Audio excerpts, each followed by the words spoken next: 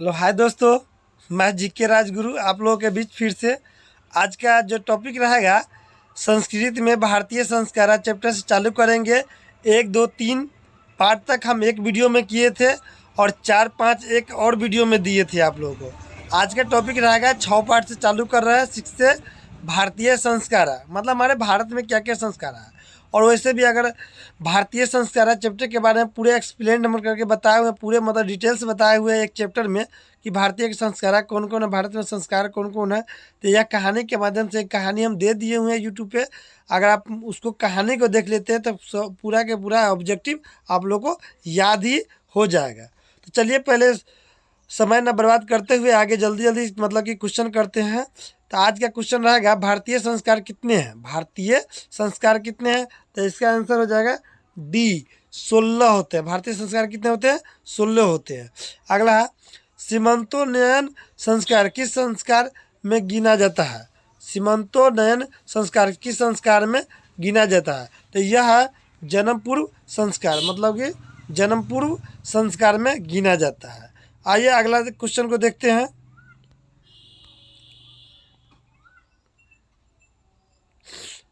इस क्वेश्चन में दिया हुआ है शिक्षा संबंधी कितने संस्कार है। शिक्षा के संबंधित कितने संस्कार? तो शिक्षा से संबंधित 5 संस्कार है। कितने संस्कार है?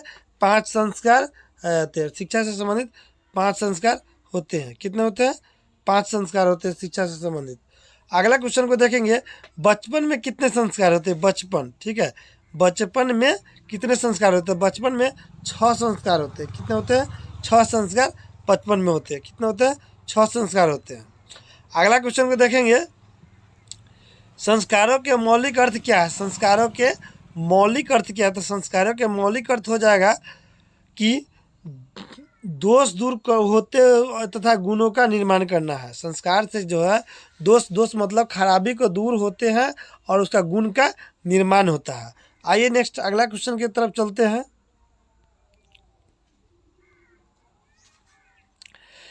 भारतीयों में संस्कार से किसका निर्माण होता है? भारतीय में अगर किसी के पास संस्कार है तो उससे किसका निर्माण होता है?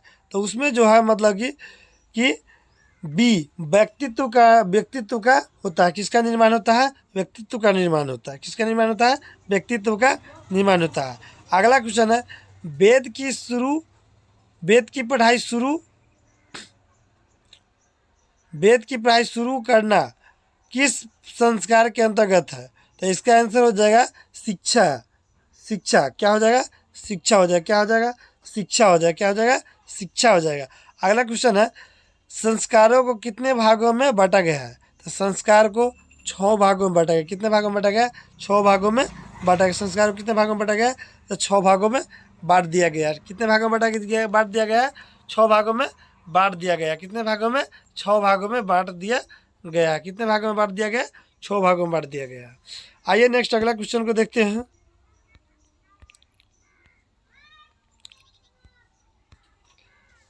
मरने के बाद कितने संस्कार होते हैं? तो मरने के, ये क्वेश्चन सब VVI है, आप लोग के एग्जाम में पूछते आते हैं। जन्म से पहले, जन्म के बाद, पढ़ने के बाद, मरने के बाद कौन कौन संस्कार होते हैं? तो मरने के बाद सिर्फ एक ही संस्कार होता है। क्या होता है? एक संस्कार होता है। क्या होता है? एक ही संस्कार होता है। क्या होता है?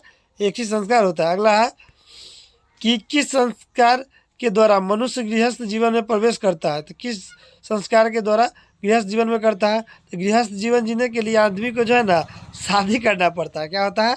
जब तक शादी नहीं करता है तो नून तेल का मसाला का भाव नहीं पता चलता है, तब तक जो है ना उसे गृहस्थ जीवन क्या होता है उसको किसी को भी, किसी बुआई को पता नहीं रहता। इसलिए गृहस्थ जीवन जीने के लिए आदमी को विवाह करना अनिवार्य है। क्या होता है? विवाह करना अनिवार्य होता है। अगला क्वेश्चन है, पुष्पवासन किस संस्कार के अंतर्गत आता है? पुष्पवासन जो है जन्म पूर्व संस्कार में आते हैं। किस में आते हैं? जन्म पूर्व संस्कार में आते हैं। क्या आते हैं? जन्म पूर्व संस्कार में आते हैं। अगला है, अंत्येष्टि संस्कार कब होता है? अंत्येष्टि संस्कार कब होता है? तो यह जो है अंत्येष्टि संस्कार मरने के उपरांत होता है। क्या होता है? मरने के उपरांत होता है। क्या होता है? मरने के उपरांत होता है। अगला क्वेश्चन है, अक्षर आरंभ करना किस संस्कार के अंतर्गत आता है? अक्षर आरंभ की करना किस संस्कार के अंतर्गत आता है? तो इसमें जो है डी, शिक्षा शिक्षा शिक्षा। देखिए हम ज़्यादा टाइम नहीं लेते हैं, जल्दी जल्दी करा रहे हैं, सिर्फ आप लोग सुनते जाइए वीडियो को और देखते जाइए, आराम से कंसेप्ट समझ में आ जाएगा और याद हो जाएगा। वीडियो अगर सभी ऑप्शन पढ़ते रह जाएंगे तो वीडियो थोड़ा लंबा हो जाएगा और आप लोग भी बोरिंग फॉल महसूस करेंगे। इसलिए मिनट से भी कम 30 सेकेंड से भी थोड़ा कम टाइम लेना चाहते हैं और जल्दी जल्दी क्वेश्चन को करना चाहते हैं ताकि आप लोग भी पूरे पूरे क्वेश्चन देख सके। ठीक है, आइए अगला क्वेश्चन है, सप्तपदी किस संस्कार के अंतर्गत आता है? सप्तपदी जो है विवाह संस्कार में आता है। किस में आता है? विवाह संस्कार में सप्तपदी आता है। ठीक है,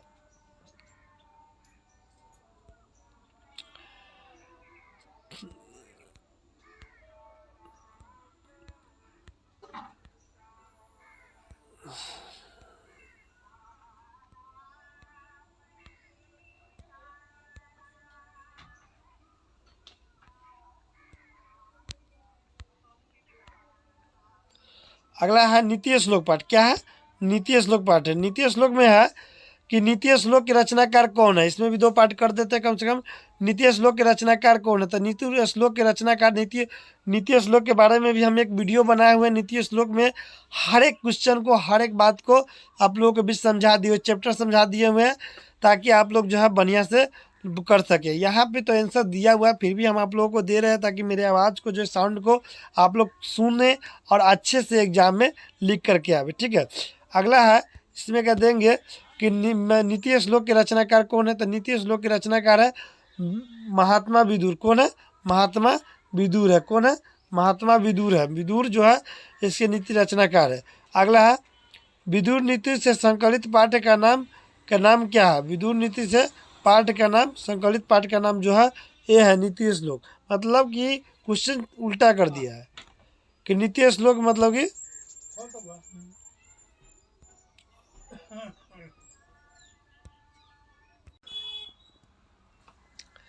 आइए अगला क्वेश्चन देखते हैं कि अगला क्वेश्चन क्या है। ठीक है,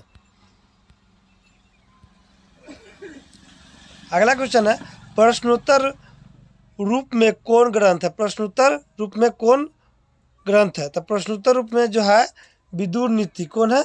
विदुर नीति है। क्या है? विदुर नीति है।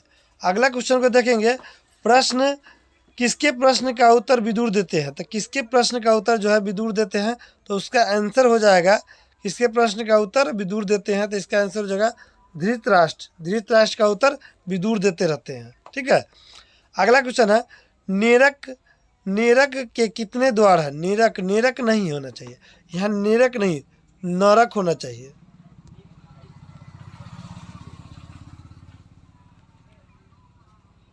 नरक के कितने द्वार होते हैं?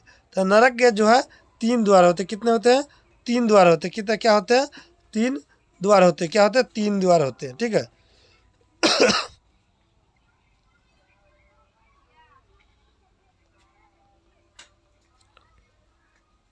क्वेश्चन को देखेंगे कि क्षमा किसकी हत्या करता है? क्षमा जो है ना क्रोध को हत्या करता है, मतलब नाश करता है। हत्या मतलब नाश कर देता है। अगला क्वेश्चन देखेंगे, कौन सर्वश्रेष्ठ धन है? मतलब सर्वश्रेष्ठ धन क्या है? तो धर्म है। क्या है? धर्म जो है सर्वश्रेष्ठ धन है। सर्वश्रेष्ठ धन क्या है? मतलब कि सर्वश्रेष्ठ धन क्या है? यही है। अगला देखेंगे, किससे मुख्य सुख की प्राप्ति होती है? किससे सुख की प्राप्ति होती है?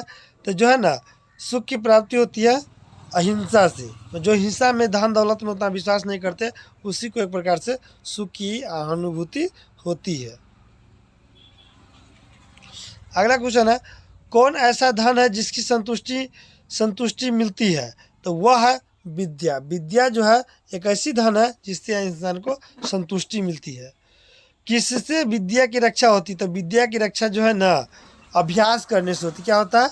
अभ्यास करने से। विद्या की रक्षा जो होती है अभ्यास करने से। परंतु उसका बाबा रिवाइज करेंगे, मैथ बनाएंगे तो याद रहेगा, नहीं बनाएंगे तो भूल जाएंगे। इसीलिए विद्या को अभ्यास, मतलब इंग्लिश में जिसको स्टडी कहते हैं, स्टडी करना बहुत ही ज़रूरी होता है। ठीक है, अगला क्वेश्चन है, धर्म की रक्षा किसके द्वारा होती है? धर्म की रक्षा किसके द्वारा होती है?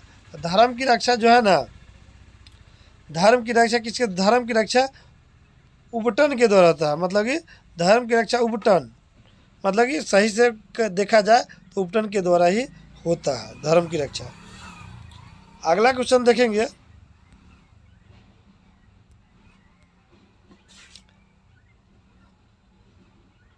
अभी किए हैं उपटन वाला, ठीक है। अगला क्वेश्चन है, रूप की रक्षा किससे होती है? रूप की रक्षा किससे होती है? तो रूप की रक्षा जो है स्वच्छता से होती है। किससे होती है? रूप की रक्षा स्वच्छता से होती है। रूप की रक्षा स्वच्छता से होती है, ठीक है। रूप की रक्षा किससे होती है? स्वच्छता से होती है। खानदान की रक्षा किससे होती है?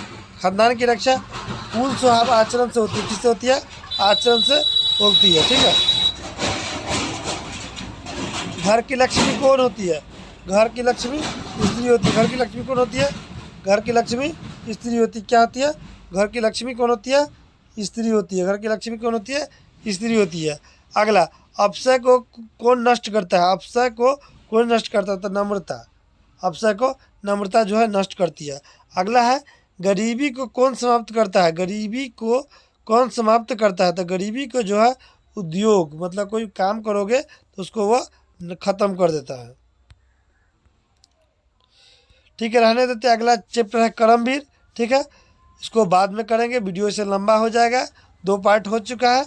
अगले दिन के लिए मतलब कि अगले वीडियो में प्रोवाइड कर देंगे कर्मवीर। इससे अगला जितना भी पार्ट होगा सबको कर दिया जाएगा। तब तक के लिए जय हिंद, जय भारत। आप लोग इसी वीडियो को देखें और पढ़ें, और जितना हो सके मतलब कि आगे तक हम बताते चलेंगे।